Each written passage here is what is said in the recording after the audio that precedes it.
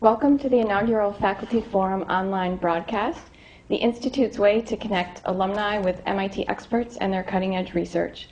I'm Amy Marcotte, a writer with the Alumni Association, and I'll be the moderator today. To ask a question, simply type it and a username at the bottom of the screen and hit send. It would also be helpful if you could indicate your city in one of those fields. While we won't get to every question, we'll do our best over the next half hour to get to as many as possible. Our speaker today is Professor Tom Kochan of the MIT Sloan School of Management. In the interest of time, I'm not going to read his bio. You can read that on our blog, Slice of MIT. The link to that was on the screen right before the webcast began, and we'll also post it at the conclusion of this broadcast. So without further ado, Professor Kochan.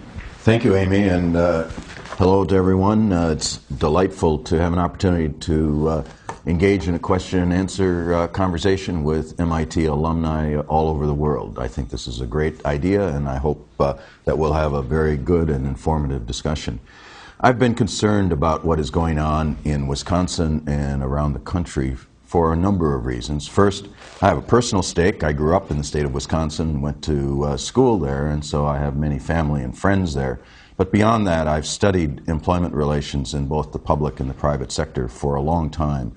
And I'm very worried that we are using more rhetoric and more ideology to address these issues than the real tools of negotiations that we have developed over the years to solve critical problems.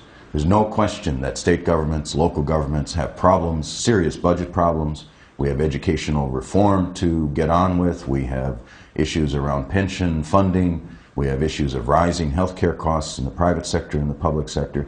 These are the real problems that we should have labor and management sitting down and working on together rather than engaged in an ideological battle over worker rights for collective bargaining.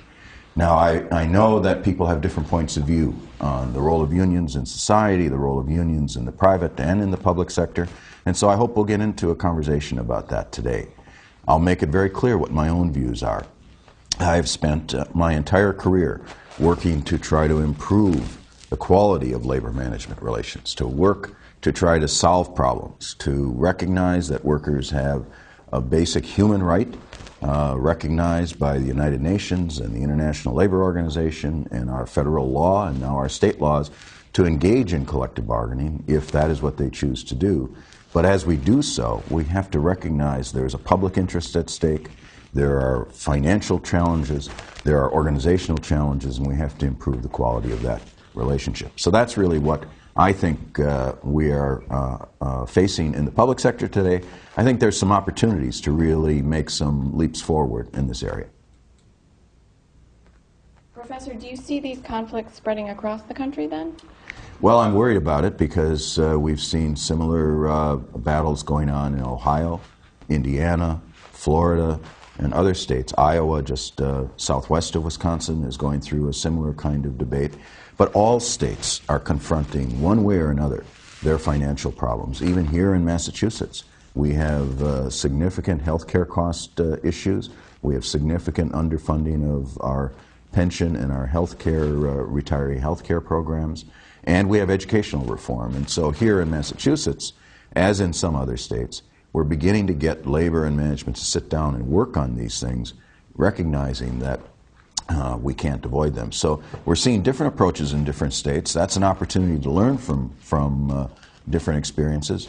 In a week, I'm going to stop in the state of Hawaii, where they have just as big, in fact, a much bigger problem than Wisconsin has in funding their pensions and in their health care. But there the spirit is, how can we begin to address these in a more rational way? And so we're going to talk about options for doing so. So what are some of those options then, ways that state governors, legislatures, and other leaders? I think the first thing we have to do is we have to get the facts on the table. Every state's a little bit different. While the problems are common, the specifics really matter.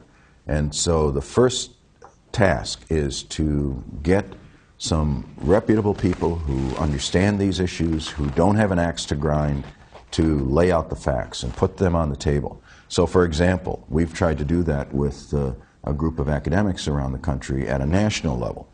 And what we find is that once you control for education, Public sector workers are not overpaid relative to their counterparts. They're on average paid about 10 or 11% less. When you add in fringe benefits, then that differential gets narrowed, but still favors private sector workers by about 3%. For higher paid professionals, teachers and college graduates and those with postgraduate degrees, that differential expands and it gets even bigger. So by getting those facts on the table and then looking at where the real problems are in terms of funding, that then sets up an opportunity for bringing all of the stakeholders together at the state level. Bring the public sector unions, the government executives, and some well-informed citizens together to negotiate a solution to the short-term problems, and then do a similar kind of analysis of how can we improve this collective bargaining process going forward. So we have a question from New York, from M. Cohen. Why does Wisconsin's governor think he has to take away collective bargaining to close the budget gap? Well, that's a question a lot of people are asking. It's a very good question, Em. I ask it myself in op-eds that I've written in the Wisconsin papers. I've said let's separate out the budget issues from the collective bargaining issues, but let's use the bargaining process to address it. I think, unfortunately, this is part of a ideological campaign on the part of some Republican governors, not all Republican governors, but some who have been elected recently, to simply weaken unions because they're opposed to collective bargaining.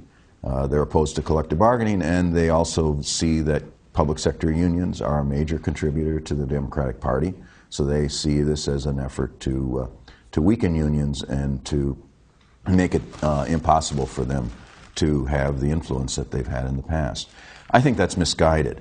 It's not that I don't think in the political process there's room for give and take, and for when the balance of power shifts in one direction or another, you can expect that some changes are going to be made.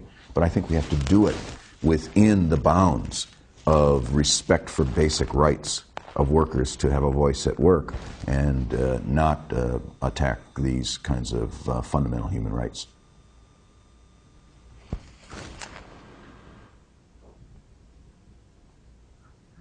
All right, so we have another question here. How can you cut through the noise of politics that interferes with public understanding of the facts? Well, I think this kind of venue is a great example of how we can do that. The more we can talk about the real facts, the more that all of you who think about and worry about these issues out there begin to communicate with your own communities and opinion leaders and write your own op-eds based on the facts, the more we'll get a more rational approach to this process. I've been encouraged by the number of state officials around the country who are interested in looking at the evidence. We've put together a white paper that summarizes the data on what we know and what the challenges are of collective bargaining in the public sector. And so we just have to keep emphasizing that there are ways to address these problems. Corporate monopolies are generally recognized as undesirable. How do you relate that to union monopolies? Well, I think that's not a very good analogy. Corporate monopolies are ones who can set prices without much countervailing power on the other side of the table from consumers. Collective bargaining and unions are not monopolies. They are collective groups of employees that sit down and then negotiate with a strong party on the other side that represents the management interests, represents the interests of the taxpayers, and so on. So what, in our field of employment relations, we describe this as a bilateral relationship, not as a monopoly, but where both parties have legitimate interests that need to be worked out, and you structure the process in a way so that you can get fair resolutions and you can get balanced resolutions. That's why in the collective bargaining process, in the public sector in particular, where we don't want strikes of public services, we've put in these statutes since the 1960s a variety of dispute resolution processes: mediation, sometimes fact-finding, and then in some cases binding arbitration. And by and large, with some exceptions, by and large, those processes have worked well to essentially end up with results that mirror what you would get in the private sector. So we have a question from Dick Smallwood in Palo Alto, California. Should collective bargaining include work quality issues such as class size and merit pay for teachers? I'm a believer in allowing the collective bargaining process to move to whatever issues are really critical to the parties. Our labor law circumscribes bargaining to wages, hours, and working conditions in the private sector, and then that was mirrored in the statutes put in place in the public sector. But more and more in today's modern workplace, you can't draw a line between where those working conditions end and where the quality of education begins. We want teachers and we want their representatives to contribute to improving quality education. And that involves deciding how many students people are going to be working with, what the hours of the school day will be, and how we're going to then compensate teachers for expanded duties. So by bringing them together, we don't give teachers a veto. We don't give them the sole discretion. No one would ever want to do that, any more than you would give the MIT faculty discretion over how many courses we're going to teach and what hours we are going to teach them. Those are issues that we have a great stake in because we care about when we teach, and we care about what we teach, and we care deeply about our students, but we engage with our department heads or deans or responsible executives to work through these things. That's what we need, and we get creative problem solving when everyone shares that same commitment to improving the quality of education and dealing with the full range of issues. Okay, we have a question now from Paul in North Carolina. What is the rationale for public sector unions? The role is reasonably clear in the private sector, but not so much for government workers. Well, the role for unions in the public sector is, I believe, quite similar to the private sector. Workers, we believe in a democratic society that workers should have freedom of association and the right to have access to having a voice at work and an independent voice through collective bargaining. Those are basic democratic human rights that we have signed on to as part of the United Nations and the International Labor Organization.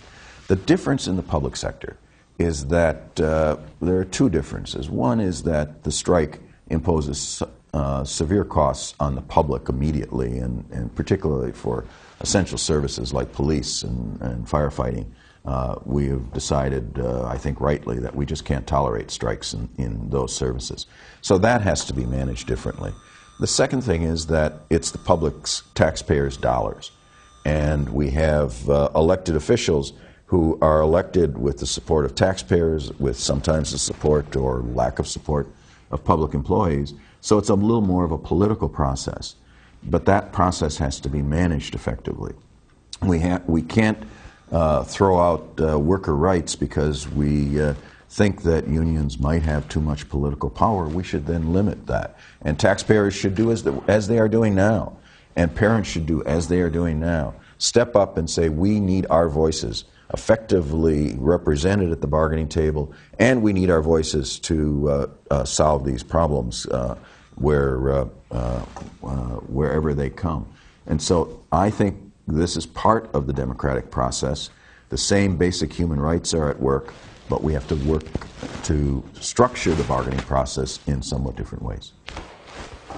Is there a state that you look at as a model of how to handle these issues? Well, in some respects, Wisconsin was one of those models. Wisconsin was the first state to pass public sector collective bargaining legislation with a law in 1959, which was then strengthened a bit in 1962. And over time, Wisconsin has evolved to manage that law, their laws, in effective fashion. So they implemented arbitration for police and firefighters a little bit later in the 1970s. They recognized that teacher bargaining was getting expensive, and therefore they put some controls on wage bargaining and teacher negotiations, tying it to broader developments in the state's economy in the 1990s. And so Wisconsin, over time, also developed a very professional group of state mediators and arbitrators who worked with the parties to solve problems. And so that law and that process was reasonably successful up until this current onslaught has come along. We've done pretty well. I studied the state of New York very intensively because I taught at Cornell a number of years ago, and so we have followed that law, and I just recently went back and looked at it, and it's called the Taylor Law in the state of New York for historical reasons. But that law has basically produced wage settlements for police and firefighters that are no different than what they would get if you had collective bargaining without arbitration. They've eliminated strikes for public employees by and large. They haven't had very many strikes of teachers in the state of New York. They've had no strikes of police and firefighters under arbitration. And by and large, the law has worked well. Now, the problem is we need to go to the next level. The challenges facing the public sector today are so significant that it's not satisfactory for us to say, well, the law has worked pretty well in the past. It worked pretty well in normal times. These are not normal times. So now we have to take another look, and we have to sit down, change some things. We have to aggregate some of these interests, deal with them at the state level, and then go forward. We have a question now from Wareham, Mass. Did your comparison of government union compensation consider the inequality of pensions? Yes, as a matter of fact, we did. When you take into consideration the fact that public employees get a little bit lower salary, but then end up with better health care and pension benefits, the gap between compensation gets very narrow on average. Still, as I said earlier, a little bit on the negative side for public employees, but it's very, very close.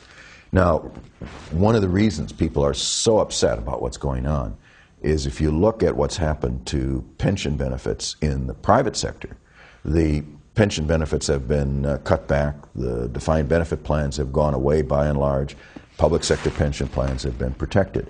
And so there's a big difference between the trauma that many private sector employees are facing now as they look to retirement and have lost a lot of their pension benefits, and our public employees.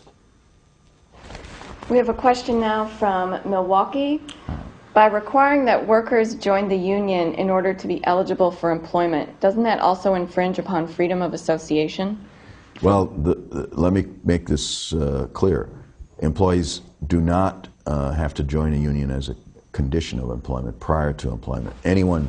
A teacher gets hired on the basis of his or her qualifications. A firefighter has to take the exams and go on a list. Civil service exams are used for other state and local government employees. So that there's no condition that you be a union member prior to getting the job in order to get the job. In Wisconsin, you have what's called an agency fee arrangement that once you are on the job, if you are represented by the union, then you have to pay the dues of the union, and that's what I think our caller from Wisconsin is referring to. The rationale for that is that unions have a legal responsibility to represent all people in the bargaining unit, and therefore, whether you would choose to join or not, you would have to be represented fairly by the union. And therefore, since everyone shares in the benefits, the argument is everyone should share in the costs. This is a controversial issue, though, and many people, do take issue with it, and I respect those different points of view. We have a question now from Deb in Madison, Wisconsin. How would you stop these ideological battles and rhetoric and get both parties to hold reasonable, respectful discussions? Well, Deb, I think that's, I hope, something you're working on, and everyone in Wisconsin. I have spent the last 3 weeks writing op-eds in the Madison and Milwaukee and in my hometown, Manitowoc, and in Sheboygan newspapers. And I've gotten very positive response from people I know back there, and particularly, Deb, from many of my family members, younger nieces and nephews who are professionals working across the state and in the Midwest, some of whom work for the state government in their labs and so on. And they are very anxious to see a more rational approach. So I think the public has to keep demanding it. And I think the public has an opportunity to say to its legislators and to the governor, get on with it. This is just not part of our progressive nor our conservative tradition in the state of Wisconsin. We have both of those going on in our history. Both a conservatism in the sense of a social conservatism, very strong and deep family values, deep commitment to education, commitment to common sense problem solving. And this is all being violated. These norms are all being violated by the approach the governor is taking. And I hope that the citizens, and particularly the young people in the state of Wisconsin, will start to demand better of their elected representatives. I'll keep working on it. We could facilitate a discussion of these issues by bringing the parties together. I know there are good people, good neutrals in Wisconsin ready to do this. There are academics ready to do it. And anytime they're ready, I'm ready to come to Wisconsin to work on it. We have a question from Steve. A mediator of a private dispute can reasonably be assumed to be disinterested. How can you ensure this for a political issue?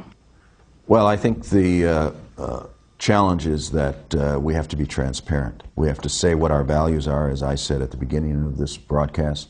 We have to be clear that we bring our professional skills to bear.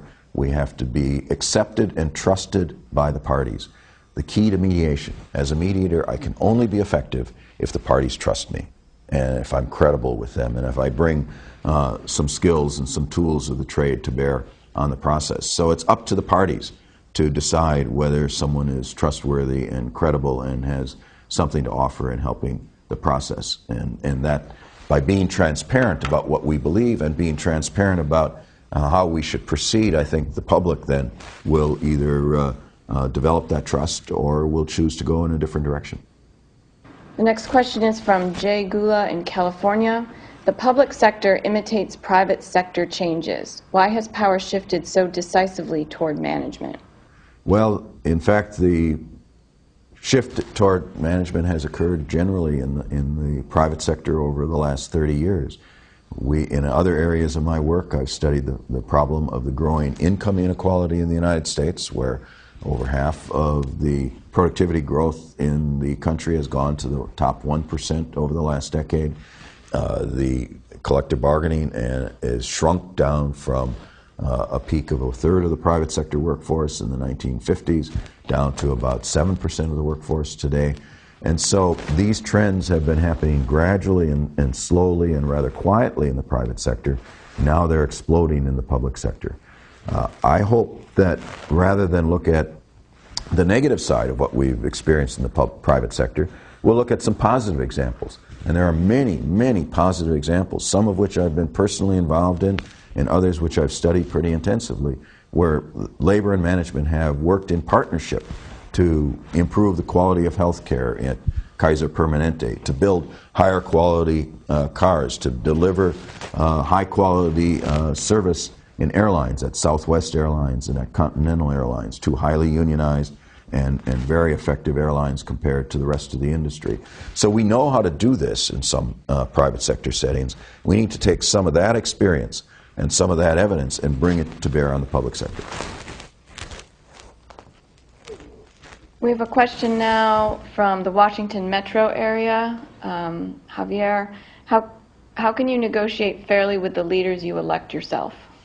Well, the reality is that over and over, even Democratic governors are standing up and calling for significant changes in pensions, to reform the administrative process, to deal with these issues. A governor is elected by multiple parties, multiple groups. Unions support some governors and oppose others. But by and large, it's the structure of the process, structuring that process, having criteria in the statute that say we have to consider ability to pay, we have to consider comparability of wages and conditions of employment in similar occupations, and we have to take standard and high quality professional practices into account, build those into the statute, build them into the criteria that the parties have to be held accountable for, and then go from there.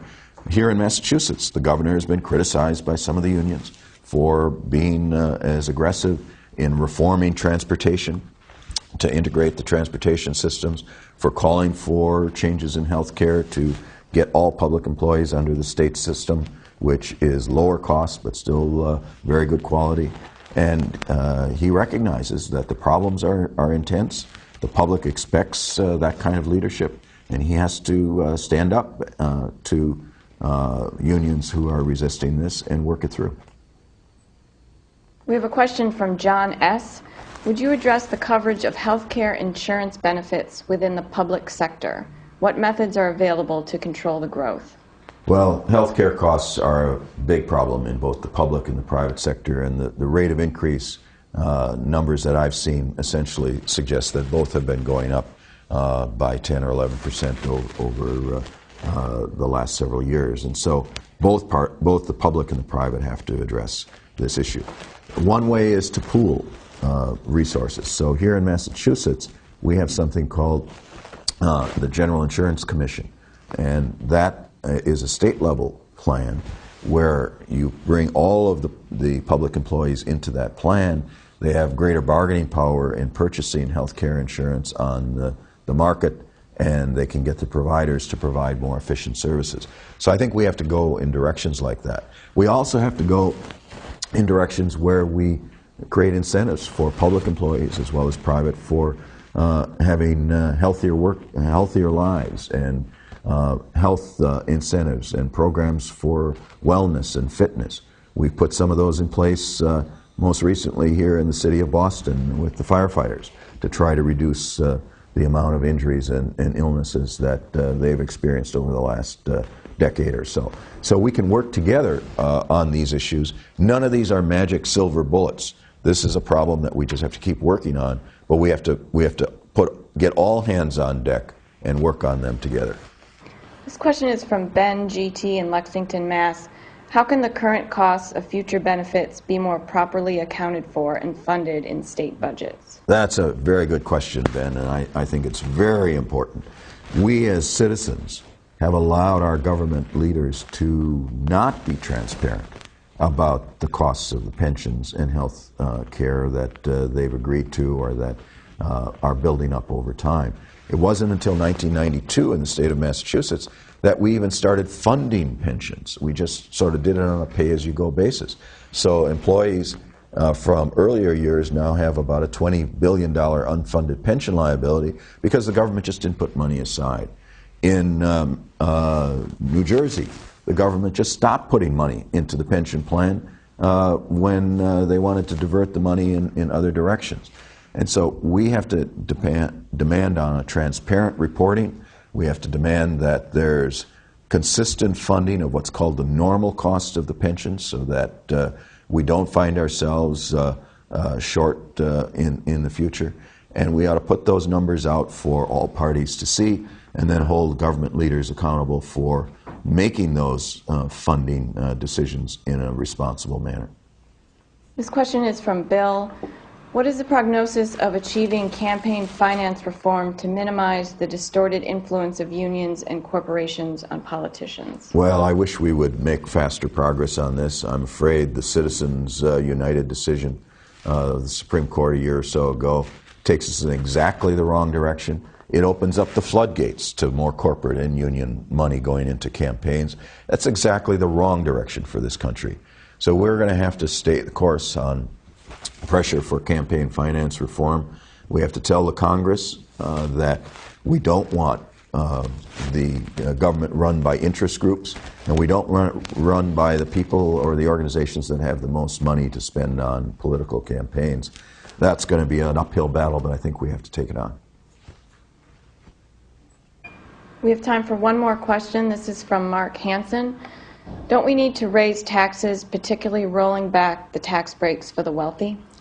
Well, we got into trouble because we rolled back the taxes for the top 2% of the population. I happen to believe that those people in those high tax and high income ranges would be mostly welcome, be willing to pay a higher percentage of their taxes if that helped us to solve our health care and our pension and our economic problems and reduce the inequality that we see in our society. So yes, I think we should do that.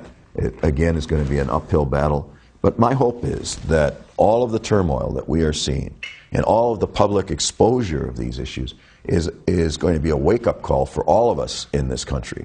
We're going to now put on the table and start to discuss more openly. What are the basic worker rights we should respect? How do we deal with our income inequality issues? How do we deal with excesses in pensions or other benefits where we find them?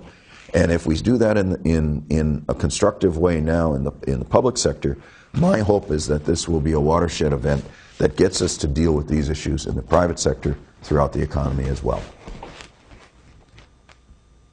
Great. I'd like to thank Professor Kochan and our viewing audience for joining us. If you pre-registered for this event, then later today you'll receive a link to a short survey. If you could please fill that out. We're going to be offering more of these events in the future, and we appreciate your feedback. We also invite you to go to our blog, the link of which was at the beginning of this broadcast, and it will be up at the end of this broadcast to continue the debate with fellow alumni. And thank you very much, and we hope you'll join us for another Faculty Forum online broadcast.